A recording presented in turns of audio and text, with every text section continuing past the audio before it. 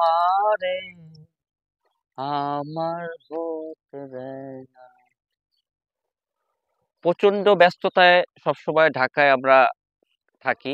এই ব্যস্ততাকে একটু অবসর দিতেই চলে আসলাম কোনো একটা প্রাকৃতিক শান্ত একটা সবুজ ঘেরা একটা জায়গায়। যে জায়গাতে আসলে আসলেই মনের সবকিছু একদম নিমেষেই শান্তিতে পরিণত হয়। পাহাড়, কোকিলের ডাক এবং মৃদু আহ বাতাস, সেই সাথে হলো চারদিকে গাছপালা ঘেরা এই প্রাকৃতিক সৌন্দর্য সবসময় আমাকে মুগ্ধ করে। আর এই মুগ্ধতার জন্য আমি বারবার ফিরে আসি প্রকৃতির খুব কাছাকাছি।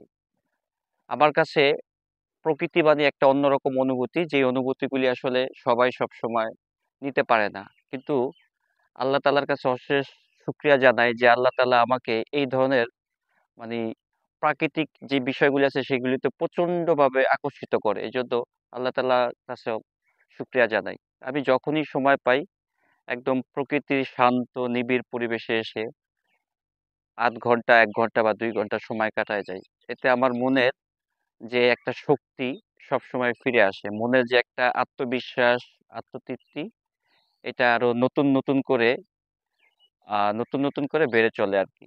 তো যাই হোক, যারা সবসময় ভ্রমণ পছন্দ করেন তারা তো আছেনই। সাথে যারা ভ্রমণ পছন্দ করেন না তাদেরকে আমি বলব যে নিজেকে জানতে হলে, নিজেকে খুঁজে পেতে হলে, নিজের নতুন শক্তিকে উন্নতি করতে হলে সবসময় প্রাকৃতিক শান্ত পরিবেশে গিয়ে নিজেকে নিয়ে ভাববেন। নিজেকে নিয়ে যত ভাববেন ততই আপনি নিজেকে খুঁজে পাবেন। তবে শর্ত একটাই, একদম প্রাকৃতিক পরিবেশে যাবেন। একদম শান্ত একটা পরিবেশে গিয়ে গাছের সাথে হেলান দিয়ে বা কোনো একটা ক্ষেতের প্রাকৃতিক ছায়ায় হালকা মৃদু বাতাস হচ্ছে, কোকিলের ডাক হচ্ছে। এই গর্জনগুলি যখন আপনি মন থেকে শুনবেন তখন দেখবেন যে আপনার যে একটা রিফ্রেশমেন্ট চলে আসবে, সেটা আপনি তখনই অনুভব করতে পারবেন। তো সবাই ভালো থাকবেন, সুস্থ থাকবেন। আল্লাহ হাফেজ। আবার দেখা হবে অন্য কোনো জায়গায়, অন্য কোনো ক্ষণে।